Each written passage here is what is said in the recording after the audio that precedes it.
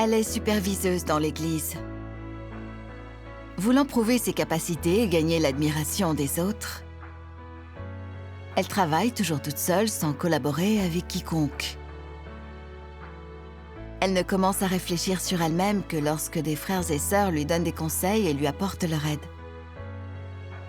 Quel tempérament corrompu se cache derrière le fait de ne pas travailler en harmonie avec les autres? Comment se met-elle de côté et pratique-t-elle la vérité?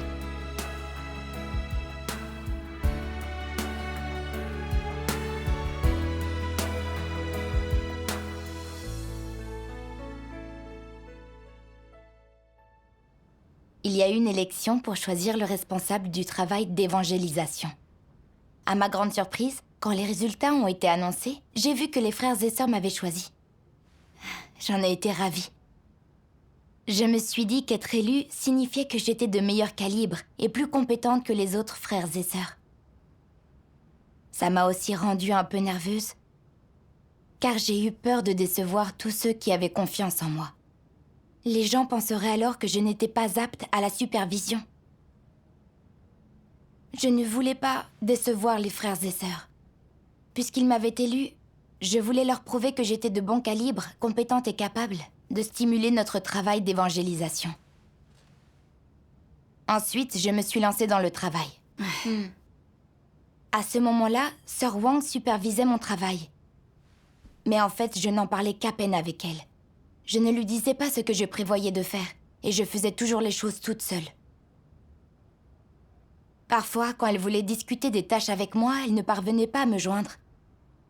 Et quand elle me demandait où j'étais passée, je trouvais toutes sortes de raisons pour me débarrasser d'elle, sans lui donner les détails du travail que j'avais fait. Quand on agit seul au lieu de collaborer, des erreurs ont tendance à apparaître. Tout à fait. Je sais. Mais à ce moment-là, je n'y pensais pas. Je voulais juste connaître un prompt succès. Je me disais, quand j'aurais du succès dans mon devoir, je le lui dirais. Ainsi, elle louerait mon calibre, me flatterait pour ma compétence, et dirait que j'étais capable de faire du bon travail toute seule. Les frères et sœurs penseraient qu'ils avaient pris la bonne décision en m'élisant, et que j'étais douée pour ce travail. À l'époque, frère Yung Chuang, l'un de nos frères, était très dynamique dans son devoir, et plus efficace que moi pour l'évangélisation. Cela m'a perturbée quand j'ai entendu Sœur Wang le louer parce qu'il faisait bien son devoir. J'étais la superviseuse et lui un membre ordinaire au sein de l'équipe. En étant aussi dynamique dans son devoir, finirait-il par me ridiculiser? Les autres allaient-ils le choisir comme superviseur? Ce serait une telle humiliation pour moi. J'avais vraiment du mal à accepter cela. Un jour, Sœur Wang nous a attribué conjointement une tâche à frère Yung Chuang et à moi. Je n'avais aucune envie de travailler avec lui, je voulais m'en occuper seule. Comme les autres l'avaient loué pour son dynamisme juste avant, s'il travaillait avec moi, la moitié de nos accomplissements lui reviendrait alors. Et les frères et sœurs admiraient frère Yung Chuang peut-être encore plus. Pensant cela, je me suis occupée de la tâche seule. Je voulais redoubler d'accomplissements immédiatement, me disant que tant que je ferais du bon travail, tout le monde m'admirerait et me louerait à coup sûr. Je me suis donc lancée dans ce devoir après ça. Mais j'ai eu beau travailler dur, y consacrer mon énergie, je n'ai obtenu aucun résultat. J'ai alors formulé des plaintes contre Dieu. Pourquoi ne me bénissait-il pas alors que je travaillais aussi dur? J'étais dans un très mauvais état et je n'ai plus voulu faire ce devoir. À ce moment-là, est-ce que tu t'es demandé pourquoi tu n'obtenais pas de bons résultats? Oui. Non, pas du tout. Quand Sœur Wang a appris ce qui se passait, elle m'a alors dit patiemment. Tu n'obtiens pas de bons résultats. Ta façon de travailler pose peut-être un problème. Il faut que tu fasses le point et que tu t'améliores. Tu veux toujours travailler toute seule, tu ne devrais pas procéder de la sorte. Il faut collaborer avec les autres. C'est vrai. Je me suis braquée en l'entendant souligner mon problème. Ma façon de travailler posait problème. J'avais déjà travaillé comme ça avant et c'était efficace. Ça signifiait que ma façon de faire marchait. Il n'y avait rien à y redire. Ensuite, j'ai conservé la même façon de travailler. Durant cette période, les autres ont eu beau échanger avec moi sur un bon chemin de pratique, j'ai refusé d'écouter. Je n'acceptais pas. Je me disais que si je faisais les choses à leur manière, dès que j'obtiendrais des résultats, ils diraient sans doute que je devais mes accomplissements à leurs conseils et à leur aide. Tout le mérite leur reviendrait et alors qui me louerait, moi? Je me suis vraiment entêtée. Je voulais agir toute seule. Comment peut-on faire du bon travail quand on lutte pour la renommée et le gain? Oui. Absolument. 2 semaines se sont écoulées en un clin d'œil. Et je n'avais toujours rien accompli dans mon devoir. J'étais alors vraiment très malheureuse. Je travaillais d'arrache-pied tous les jours sans me reposer. Alors pourquoi n'obtenais-je aucun résultat? Je ne savais pas quelle était la racine du problème, mais n'ai pas réfléchi sur moi-même. 2 semaines plus tard, un frère a dit en me réprimandant: « Tu es la superviseuse, mais tu ne travailles pas avec les autres, tu agis toujours seule. Comment veux-tu accomplir quoi que ce soit ainsi? Tu ne vois pas que tu retardes le travail ?» L'entendre dire ça m'a fort contrariée. Mais ensuite, j'ai compris qu'il avait raison, que c'était bien le cas. Les frères et sœurs me rappelaient sans cesse que je devais travailler avec les autres. Mais je continuais à tout faire seule. Le travail ne portait alors pas ses fruits et s'en trouvait retardé. Oui. Quand j'ai compris ça, je me suis sentie coupable et j'ai voulu changer. Plus tard, je me suis ouverte à la dirigeante au sujet de mon problème. Elle m'a envoyé ce passage des paroles de Dieu.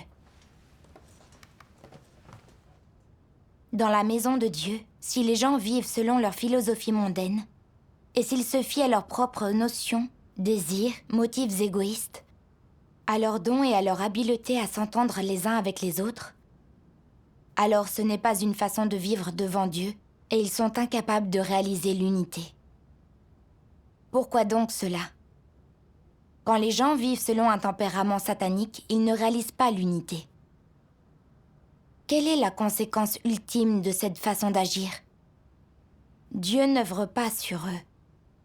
Sans l'œuvre de Dieu, si les gens comptent sur leur maigre capacité et leur maigre intelligence, sur leur peu d'expertise et sur les bribes de connaissances et de compétences acquises, alors ils auront du mal à être pleinement utilisés dans la maison de Dieu et à agir selon sa volonté. Sans l'œuvre de Dieu, tu ne pourras jamais saisir sa volonté ni ses exigences, ni jamais saisir les principes de la pratique. Tu ne connaîtras pas le chemin de l'accomplissement de tes devoirs, et tu ne sauras jamais comment agir selon la volonté de Dieu, ni quelles actions violent les principes de la vérité et résistent à Dieu. Si aucune de ces choses n'est claire pour toi, tu ne feras qu'observer et suivre des règles aveuglément. Lorsque tu accomplis tes devoirs dans une telle confusion, tu es certain d'échouer. Tu n'obtiendras jamais l'approbation de Dieu. Tu l'inciteras à te détester, te rejeter et te bannir. Amen. Grâce à ces paroles de Dieu, j'ai compris que je ne pouvais pas faire mon devoir de façon égoïste, selon mes désirs, en me reposant sur mon habileté. Je devais travailler en harmonie avec les autres, discuter et parvenir à un accord avec tout le monde. Sans ça, le Saint-Esprit n'œuvrerait pas et mon devoir ne serait pas béni par Dieu. Effectivement. C'est tout à fait vrai. J'ai vu que, depuis qu'on m'avait élue superviseuse, j'avais cru que cela faisait de moi quelqu'un à part, que cela signifiait que j'avais des qualités. J'avais agi en loup solitaire, sans vouloir coopérer avec les frères et sœurs, pour me distinguer et gagner l'admiration et l'approbation des autres. Et je n'avais pas discuté de mon travail avec ma superviseuse. J'avais même travaillé sur des projets sans le lui dire.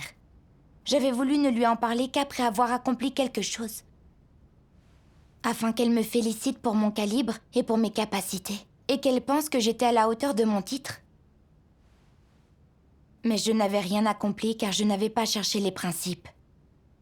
J'avais manqué de raison, j'avais blâmé Dieu pour ne pas m'avoir béni. J'avais même voulu quitter mon devoir.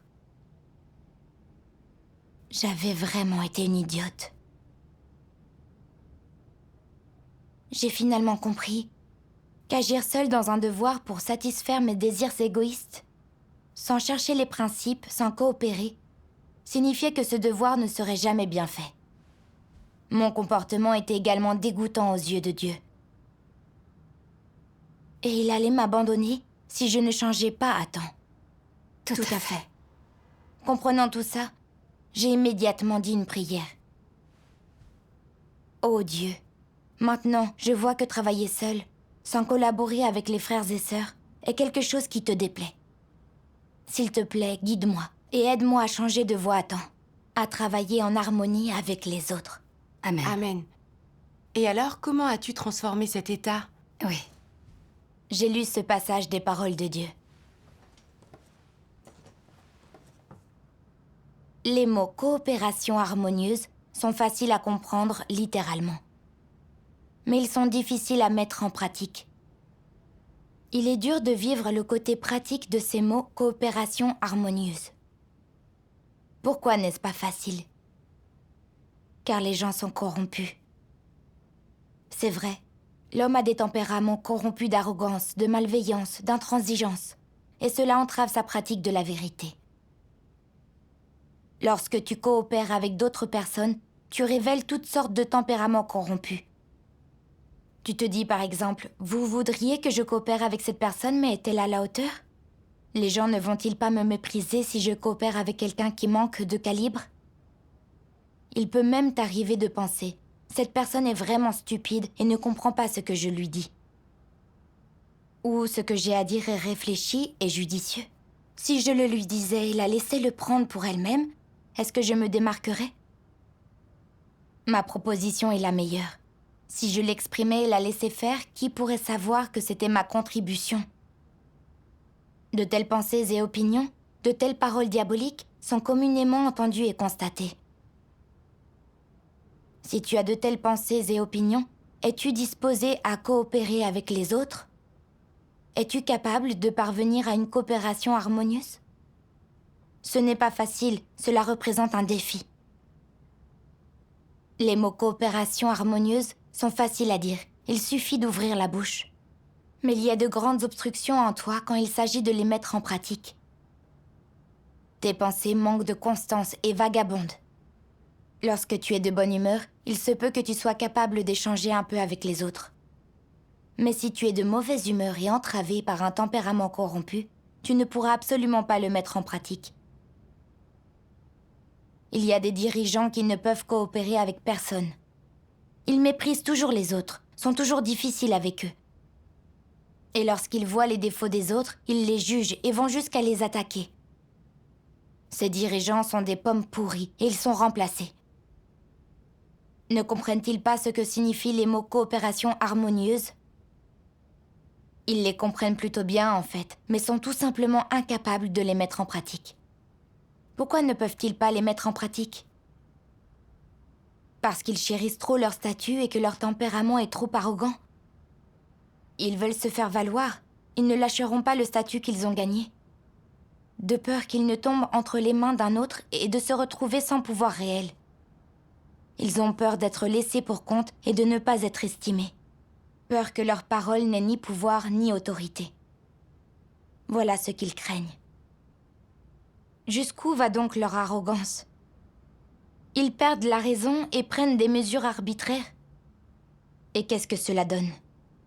Non seulement ils font mal leur devoir, mais leurs actions perturbent et dérangent, et ils sont transférés et remplacés. Y aurait-il un endroit où une telle personne avec un tel tempérament serait apte à accomplir un devoir? Où qu'on la place, je crains qu'elle ne fasse pas bien son devoir.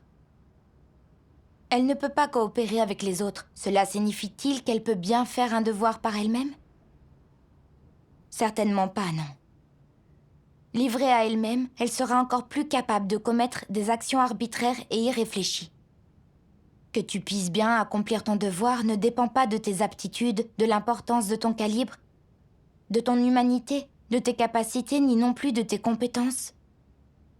Il s'agit de savoir si tu es quelqu'un qui accepte la vérité et si tu es capable de la mettre en pratique. Amen. Amen. Amen. Ces paroles de Dieu sont on ne peut plus claires. Elles révèlent la racine et l'essence du refus des gens de collaborer avec les autres. Oui. C'est exact. Ces paroles de Dieu disent que ne pas collaborer est le résultat d'un tempérament arrogant. Dieu veut que nous travaillions en harmonie pour que l'on s'aide les uns les autres et qu'on puisse compenser nos faiblesses. Ainsi, nous contrôlons aussi notre propre corruption. C'est bénéfique pour nous et pour notre travail. Effectivement. Mais j'avais été trop fière. Je m'étais dit que je n'avais pas besoin de collaborer, que je pouvais faire du bon travail toute seule. Mon point de vue avait été que je devais travailler seule afin que mes capacités soient mises en évidence. Alors j'avais refusé de travailler avec les autres ou d'écouter la moindre suggestion. J'avais voulu briller seule.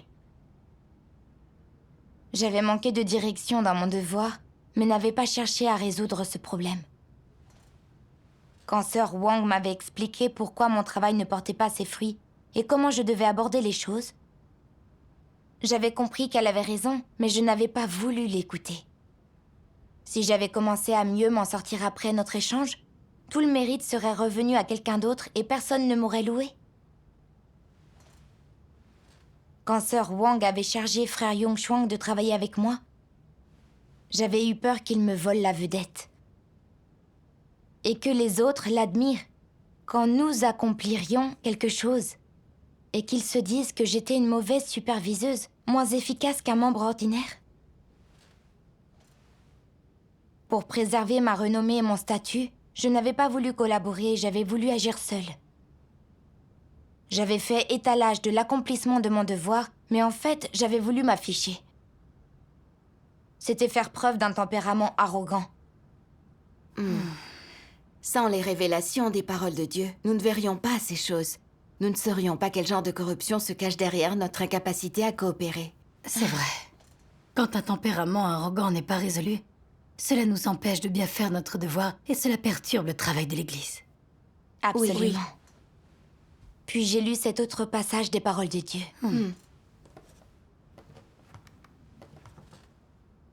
En tant que dirigeant ou ouvrier, si tu t'estimes toujours au-dessus des autres et te divertis dans ton devoir comme un fonctionnaire, profitant toujours des atouts de ton poste, élaborant toujours tes propres plans, considérant et appréciant toujours ta renommée et ton propre statut, gérant toujours tes propres affaires et cherchant toujours à obtenir un statut plus élevé, afin de pouvoir gérer et contrôler davantage de gens et étendre ton pouvoir, c'est vraiment problématique. Traiter un devoir important comme une occasion de profiter d'une position officielle est dangereux. Si c'est ainsi que tu agis toujours, en ne désirant coopérer avec personne, en ne voulant pas diluer ton pouvoir ni le partager avec quelqu'un d'autre, en ne voulant pas que quelqu'un d'autre ait le dernier mot, te vole la vedette, si tu veux uniquement jouir du pouvoir par toi-même, alors tu es un antéchrist. Amen. Amen. Amen. Ces paroles de Dieu ont révélé mon état exact. J'avais traité mon devoir comme un poste gouvernemental. Quand j'avais obtenu mon poste de superviseuse, j'avais voulu jouir de la gloire qui était liée à mon statut. Je n'avais pas voulu collaborer avec qui que ce soit pour pouvoir profiter de l'admiration des autres, pour qu'ils disent que j'avais du calibre et que j'étais compétente. Craignant qu'ils me volent la gloire et de peur qu'ils m'arrachent mon auréole, j'avais toujours voulu tout faire toute seule, pour que tout le mérite des choses accomplies me revienne, et que les regards de tout le monde se tournent vers moi.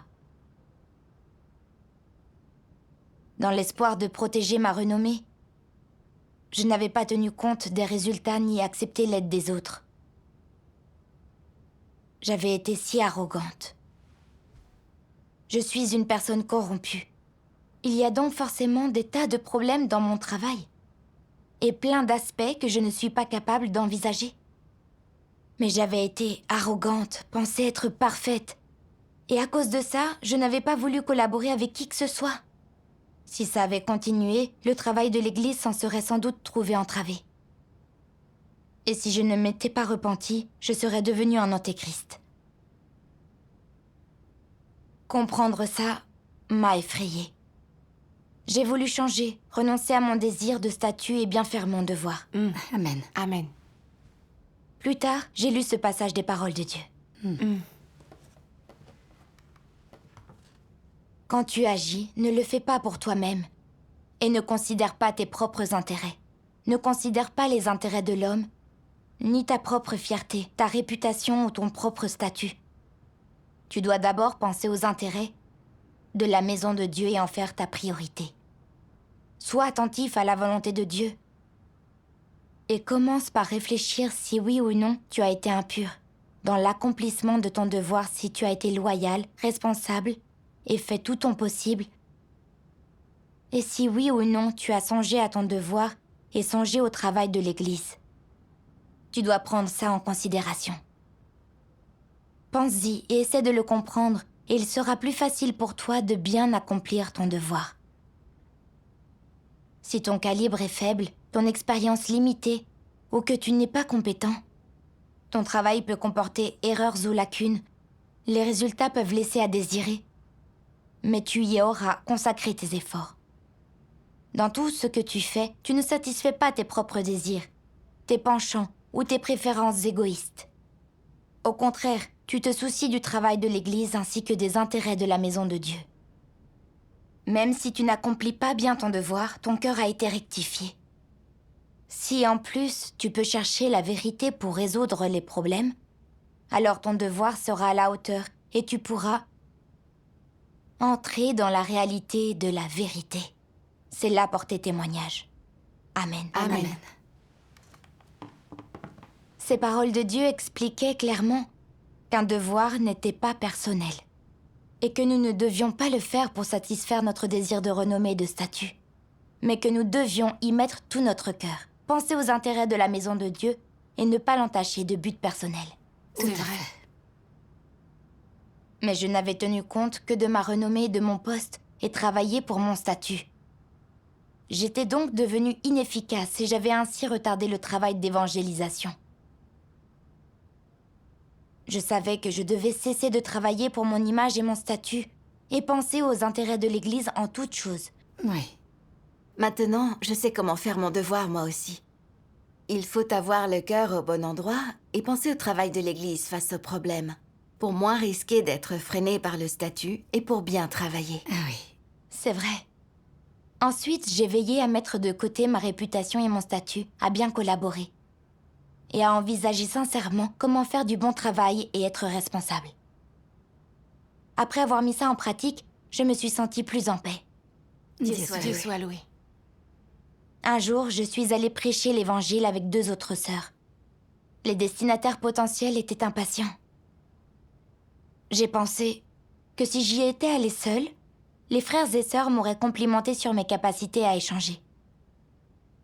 J'ai vraiment regretté d'y être allée avec ces sœurs. Quand j'y ai pensé, j'ai su que c'était un mauvais point de vue. Je pensais à ma renommée et mon statut et voulais agir seule. Alors j'ai adressé une prière silencieuse à Dieu, prête à ne plus me soucier de mes intérêts personnels. Mes sentiments se sont apaisés peu à peu, et j'ai concentré mon cœur sur mes échanges et mon témoignage à Dieu. Sous la direction de Dieu, 7 ou 8 personnes ont accepté l'œuvre de Dieu des derniers jours. Dieu soit loué. Quand notre cœur est à la bonne place, quand nous pratiquons les paroles de Dieu et collaborons avec autrui, nous voyons la direction et les bénédictions de Dieu. Oui, j'étais très émue et j'ai pensé au Seigneur Jésus qui disait « Je vous dis à nouveau que si 2 d'entre vous s'accordent sur la terre pour demander une chose quelconque, elle leur sera accordée par mon Père qui est dans les cieux. Parce qu'à l'endroit où 2 ou 3 personnes se sont assemblées en mon nom, je me trouve alors au milieu d'eux. Amen. Amen. » À ce stade, j'ai compris que personne n'était parfait et que tout le monde avait des défauts. Nous devons coopérer, discuter avec les frères et sœurs et compenser nos faiblesses respectives pour éliminer progressivement les erreurs dans le travail et de cette façon mieux réussir dans nos devoirs. C'est vrai. Maintenant, quand j'ai accompli mon devoir avec les autres, je vois qu'ils sont très axés sur les détails dans leur travail et qu'ils sont très attentifs aux destinataires potentiels de l'Évangile. Ces qualités-là sont celles qui me font défaut. J'ai appris pas mal de choses des autres. Quand je manque de direction dans mon devoir, je cherche avec eux, je discute de ce que je dois faire. Et j'obtiens de meilleurs résultats ainsi. Il est crucial de collaborer avec les autres dans un devoir. J'en ai fait l'expérience. Dieu Oui, soit loué. Dieu soit loué.